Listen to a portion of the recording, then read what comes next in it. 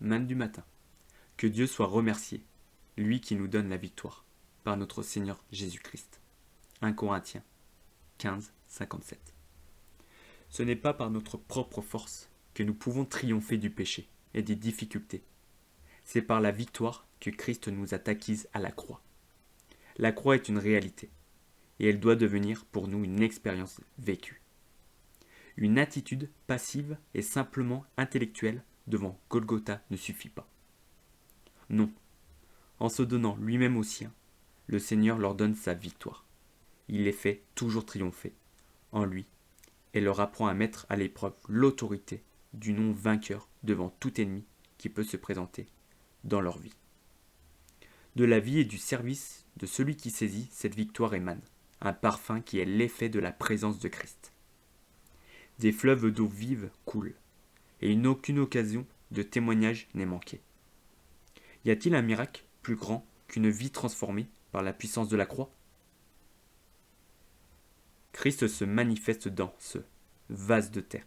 2 Corinthiens 4, 7.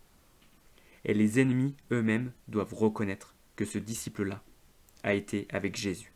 Actes 4, 13. Jésus-Christ nous fait aussi triompher dans la prière et l'intercession. Par le don de sa victoire, il donne à ses enfants, faibles, timides et stériles, le secret pour vaincre. Ouvre ta bouche et je la remplirai. Psaume 81, 11. Désormais, leurs prières sont inspirées et contrôlées par lui. Est-il étonnant qu'il les exauce ? Le monde comprend le langage de telle vie. Il peut lire ces lettres connues et lues de tous les hommes. 2 Corinthiens 3, 2. Tout comme autrefois, Élisée a posé sa main sur celle du roi en lui disant de tirer une flèche. De même, Christ, le divin vainqueur, met sa main victorieuse sur notre propre main, si faible, afin que les flèches que nous tirons dans la prière soient vraiment des flèches de délivrance pour le monde. L'Église est notre pays. Si la croix est la fin de l'ancienne vie, elle est aussi le commencement de la vie nouvelle. Une vie de service, de renoncement, de victoire, de prière et de louange. En effet, non seulement notre Seigneur nous a donné sa victoire, mais il nous l'a fait vivre pratiquement. Que Dieu soit remercié, lui qui nous donne la victoire par notre Seigneur Jésus-Christ. Verset biblique. 2 Samuel, chapitre 23, verset 12.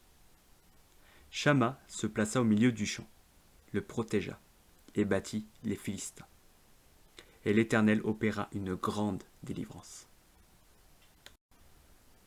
Psaume 98, verset 1. Chantez à l'Éternel un cantique nouveau. Car il a fait des prodiges. Sa droite et son bras saints lui sont venus en aide. Romains, chapitre 8, verset 37.